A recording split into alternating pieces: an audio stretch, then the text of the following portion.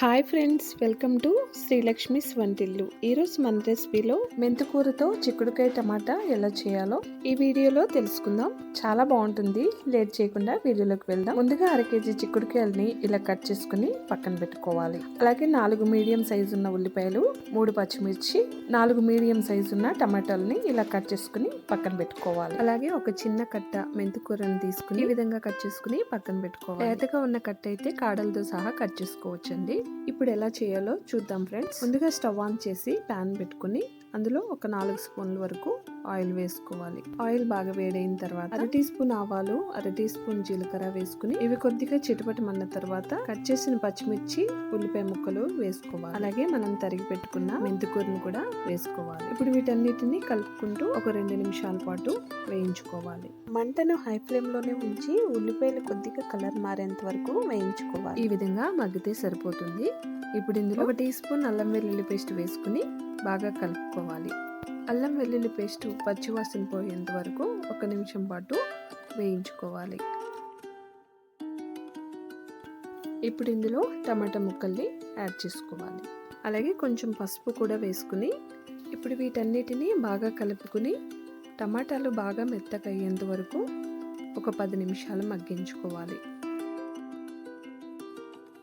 మధ్య మధ్యలో ఈ విధంగా కలుపుకుంటూ మగ్గించుకోవాలి.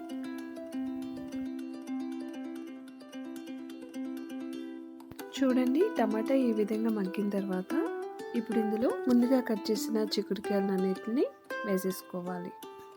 చిక్కుడుకాయలన్నీ వేసేసిన తర్వాత వీటన్నిటిని ఒకసారి బాగా కలుపుకుని చిక్కుడుకాయ బాగా మగ్గేంత వరకు 7-8 నిమిషాల వరకు మగ్గించుకోవాలి. మధ్య మధ్యలో ఈ విధంగా కలుపుకుంటూ మగ్గించుకోవాలి. చూడండి, ఈ విధంగా మగ్గింది కదా. ఈ విధంగా మగ్గిన తర్వాత ఇప్పుడు ఇందులో 1.5 టేబుల్ స్పూన్ కారం, అలాగే 1.5 టేబుల్ స్పూన్ జీలకర్ర, ధనియాల పొడి, అలాగే మనకి రుచికి సరిపడా ఉప్పు, 2 రెమ్మలు కరివేపాకు కూడా వేసుకుని వీటిని ఒకసారి బాగా కలుపుకోవాలి. ఇలా అంతా బాగా కలిపిన తర్వాత ఒక 2 నిమిషాల వరకు అలాగే మగ్గించుకోవాలి.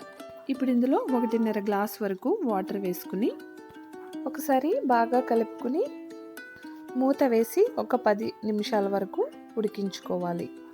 మధ్య మధ్యలో ఈ విధంగా కలుపుకుంటూ ఉండాలి. ఒకసారి టేస్ట్ కూడా చూసుకుని మనం వేసిన ఉప్పు సరిపోయిందో లేదో చూసుకోవాలి. నాకు కొద్దిగా పడిందండి. ఇలా కలిపేసిన తర్వాత మూత వేసి మరో 2 నిమిషాలు ఉడికించాలి. 2 నిమిషాల తర్వాత మళ్ళీ ఒకసారి కలుపుకుంటున్నానండి. ఇప్పుడు మూత వేసి మరి కొంచెం సేపు ఉడికించుకుంటే గ్రేవీ అనేది దగ్గర పడుతుంది. చూడండి, కర్రీ రెడీ అయిపోయింది. చివరిగా కొత్తిమీర వేసేసుకుందాం. వేడివేడి అన్నంలోకైనా చపాతీలోకైనా చాలా బాగుంటుందండి. అంతేనండి, మెంతికూరతో చిక్కుడుకాయ టమాటా కర్రీ రెడీ అయింది. ఈ వీడియో కనుక మీకు నచ్చినట్టయితే లైక్ చేయండి, షేర్ చేయండి, సబ్స్క్రైబ్ చేయడం మాత్రం మర్చిపోకండి friends. Thank you for watching.